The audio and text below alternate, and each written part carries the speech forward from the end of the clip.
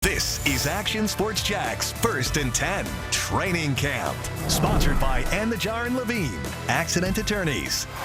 The offensive line take care of Brooks Hicken. Offensive line, listen, he's like our guy in the Action Sports Jax department. Kid picks, star to senior now at Providence. Well, they say time goes by fast. When Brooks Hicken was 8 years old, he was the star of our weekly Kid Pick segment. Now he's a senior quarterback for the Providence Stallions, and a good one at that. But like I said, offensive line, make sure you protect our guy, Brooks Hicken. You can go get his dad if you want. We don't care if you sack him. High school football media day today as practice begins across the area. Part of tonight's First and 10 training camp. Hello, everyone. I'm Brent Martin. Welcome to Canton, Ohio week. From Jacksonville to Canton, Tony Baselli, Leroy Butler making Jacksonville proud with enshrinement this week. Some notes from Monday's practice, second day in pads for the Jags. That means one-on-one reps, which is always fun. And it's a sign that real football is taking place. James Robinson appears to ramp up some of his activity today as well. So that's good news as he gets closer to a return coming off the Achilles. Reports out of Monday's session were good on Trevor Lawrence. He's really doing things that the face of the franchise should probably do this time of year. It's encouraging and not a surprise to many. A lot of zip on his passes, throwing the deep ball very well and stuffing some passes through traffic as well the last few days. And at the start of camp, offense coordinator Press Taylor knows camp will bring good and bad days for both sides. I think everybody had a pretty good perspective of this is early in camp.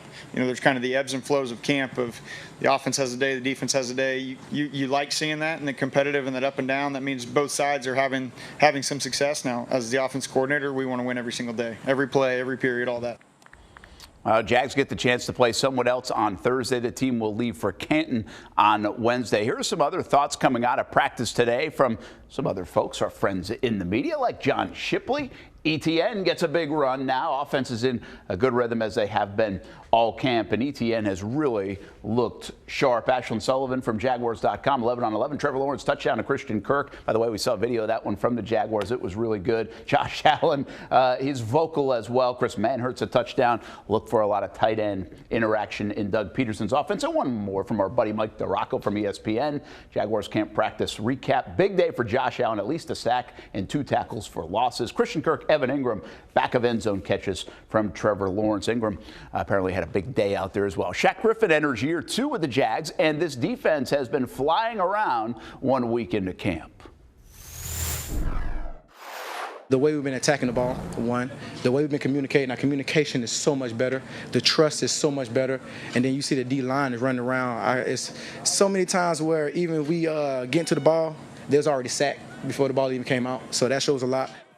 Check out Action Sports Jax on Twitter. Yesterday we caught up with Shaq's mate in the secondary, Tyson Campbell. He might be a star. More on that on social media and on our YouTube channel, Action Sports Jax. We continue to put a lot of content on our YouTube channel, including our daily radio show, ESPN 690. What to watch tomorrow at practice? Last session before it's time to leave for the game. The routine of camp will now get thrown off. Doug Peterson maybe will let us know his plan for playing time in the game. They did release a depth chart today, but don't expect a lot of the big names to play on Thursday night. Travis Etienne has looked really good, as I just mentioned, and he meets the media on Tuesday. Hey, former Texans QB and now Cleveland quarterback Deshaun Watson was the big story on Monday. He's been suspended for 6 games. Watson was facing 24 sexual misconduct lawsuits over the last year. All but 1 have been settled, including 3 of them this morning that got settled. The NFL was reportedly pushing for a 1-year suspension, and no word yet if the NFL will appeal. They have 72 hours to do so. Keep in mind, we could see Deshaun Watson next Friday in Jacksonville.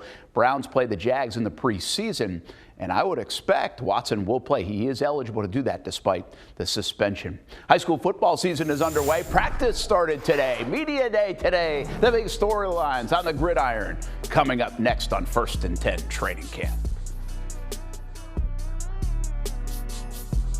5 official visits there. It's free vacations. Like, you don't got to pay for nothing.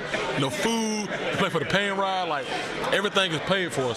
That kid was awesome. So many impressive young men playing football in this area. Really good football players, too, like Jordan Hall, a top 100 player in the country, goes to Westside High School. High school practice starting at midnight last night. Others sprinkling in a morning session early, and some others this afternoon into the evening. Bottom line, high school football season started today, and it's a whole new world in the state of Florida. Behind me, I'm not expecting you to digest all this. We'll tell you all fall, but it's the metro and suburban landscape now across the state of Florida. The football players at TIAA Bank Field today were high schoolers. The annual Baker's Sports High School Media Day in conjunction with Jaguars prep took place this morning. Action Sports Jack's Stuart Weber has the story. All offseason, the big story in high school football has been the shakeup of classifications inside the state of Florida, now having metro classifications for schools in the 8 biggest counties in the state of Florida. That includes Duval County, and suburban classifications for everybody else. We had a chance to catch up with a lot of the high school football players. They're not worried about any of that. They're just excited about getting out on the field and playing football once again this fall. We've always been in a tough district. I would say it got maybe a little tougher this year. But I'm always looking forward to play Bartram. We want to beat them. They've always got us, but we want to beat them badly. I know we're all been working really hard this summer. We've been going hard at it every single day. We haven't taken breaks. We've been doing what we got to do to be successful, and I feel like we're going to have a way better season than we did last season. And I think we can expect great things. I really like how our momentum was in the playoffs last year. I'm going to build off of that, and I think the whole team is going to strive off of that energy because, it was such a rush. It was such a rush that we've never really felt, or that we haven't felt in a while. It'll be a couple days of acclimation before the players get to put on the pads for the first time. Preseason games coming up on August 19th, and then a week later, the 26th, high school football, the Friday Night Blitz, it all returns to Northeast Florida and Southeast Georgia. For now, at the Terrace Suites at TIAA Bank Field, Stuart Weber, Action Sports Jacks. That's Canton, Ohio week, a huge week in the history of the Jaguars and Jacksonville. The story coming up next.